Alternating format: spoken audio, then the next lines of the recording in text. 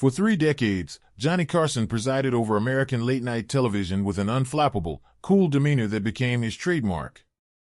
He interviewed presidents, comedians, and cultural icons, always maintaining a masterful control of the conversation.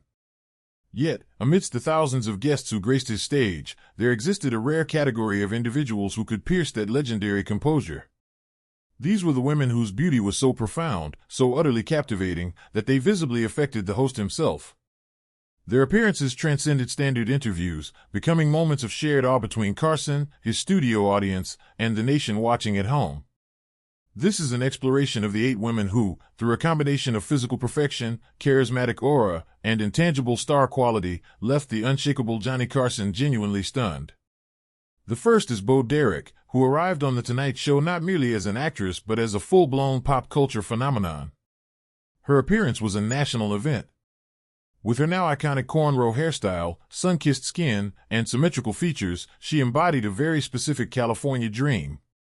Carson, navigating this carefully, approached her with a visible mix of fascination and respect. He acknowledged the elephant in the room, the relentless public fixation on her looks, while attempting to forge a genuine connection. What emerged was a fascinating contrast, Bo's soft-spoken, almost serene demeanor against her bombshell public image. Johnny's questions gentled, his famous wit softening into something closer to genuine appreciation. He reportedly told his staff she was the most beautiful woman he had ever interviewed. The camera's love for her was absolute, creating flawless shots from every angle. Her beauty represented a new standard, athletic, healthy, and overtly sensual, and Carson's interview served to humanize the symbol, revealing a poised young woman handling overwhelming attention with surprising grace. Then there was Angie Dickinson, whose beauty was intertwined with a sharp, knowing intelligence.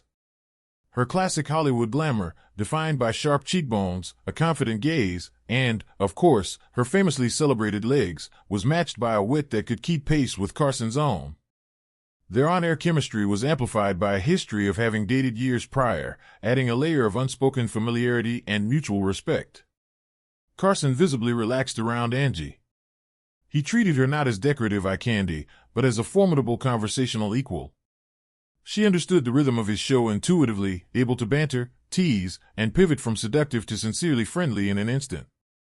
Her beauty was not a passive attribute but an active part of a complete package of sophistication and professionalism. Johnny often extended her segments simply because the flow was so natural.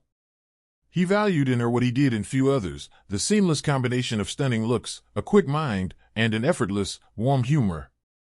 Discussing Marilyn Monroe is to discuss a myth that sat on Carson's couch in Potentia. While a recorded interview between them is not part of the legacy, Carson's potential reaction to her is a compelling study.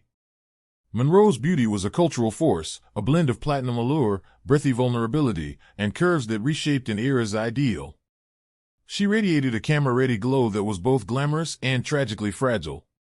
Carson, a master interpreter of personas, would have recognized the profound intelligence masked by her innocent act. Interviewing Monroe would have been his ultimate tightrope walk, balancing reverence for an icon with the need to entertain, protecting her palpable fragility while engaging the sharp mind underneath. One can imagine his usual confidence giving way to a palpable, careful nervousness.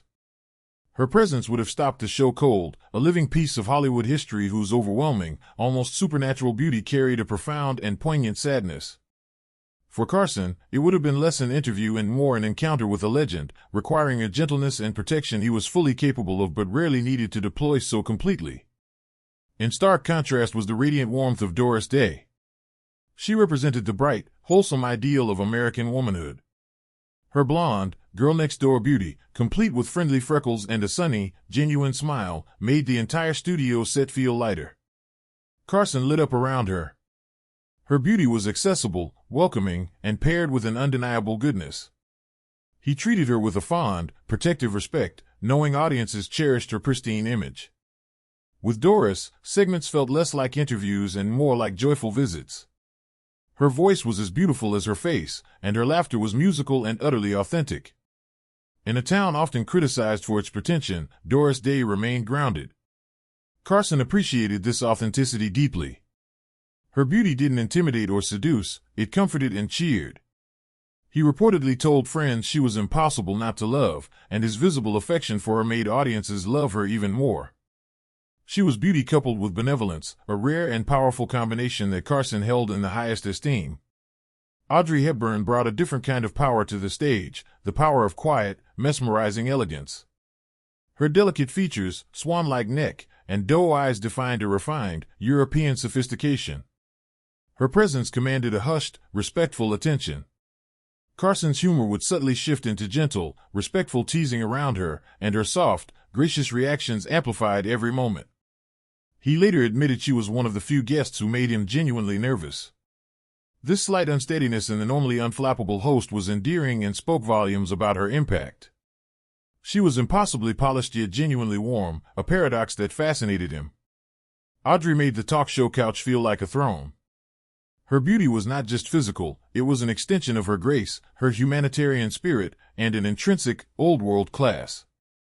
Carson prepared more meticulously for her, understanding he was not just hosting a star, but a paragon of elegance. He gave her more control than usual, surrendering to her tranquil authority. The energy shifted dramatically with the arrival of Anne-Margret. She was a vortex of vibrant, radiant energy. Her beauty, fiery red hair, sparkling eyes, a dazzling smile, was multiplied tenfold by her dynamic presence as a singer and dancer. When she performed on his stage, Carson's usual composed demeanor slipped into something akin to stunned admiration. The studio audience screams were louder for her than for almost anyone else. She was a showstopper in every sense, her costumes, her movement, her sheer joy. Johnny's eyes would follow her across the stage, mesmerized like everyone else. Booking Anne-Margret guaranteed a rating spike and an injection of pure, unadulterated glamour and talent. Her beauty was not passive, it was kinetic, fused with athleticism and sensuality.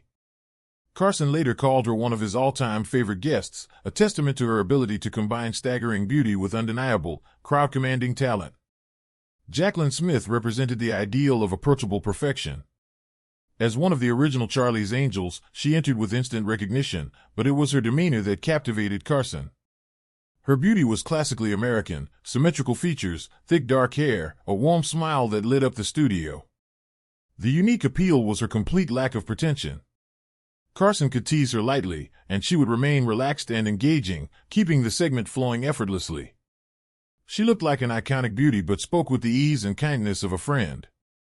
Carson treated her with visible warmth and genuine fondness. He reportedly told producers she was the nicest beautiful woman he knew. Her beauty felt attainable, paired with a down-to-earth humility and sharp intelligence.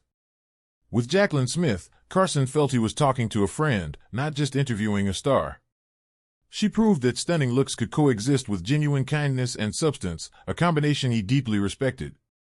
Finally, there was the untouchable, European mystique of Brigitte Bardot. Her arrival on the set was an event that changed the room's energy. With her tousled blonde hair, pouty lips, and feline eyes, she was the embodiment of the French siren. Carson's tone instinctively shifted into one of careful admiration and light, nervous teasing. Bardot's aura transformed the casual interview couch into something resembling a movie premiere. Her beauty was paired with a confident, almost dismissive sophistication. She was glamorous without visibly trying to be. Her indifference to impressing anyone only made her more impressive. Carson approached her with a reverence he showed few others, his usual confidence wavering slightly. She represented a European sensuality that was both fascinating and slightly intimidating to the American audience. The interview became less about the questions and answers and more about simply witnessing her magnetic presence. Bardot's beauty was aggressive and confident, forcing Carson to react rather than lead. She was, by all accounts, the standard against which he measured all other beautiful guests, a true and untouchable icon. These 8 women, each magnificent in her own distinct way, accomplished what few others could. They revealed a layer of the real Johnny Carson behind the polished host persona. In their presence, his cool intellect was tempered by awe, his sharp wit softened by admiration, and his professional control met its match in sheer, breathtaking charisma. Their beauty was the hook, but it was the substance, personality, and unique energy each possessed that turned their appearances into legendary television moments, forever etching them in the history of The Tonight Show and in the memory of its legendary host.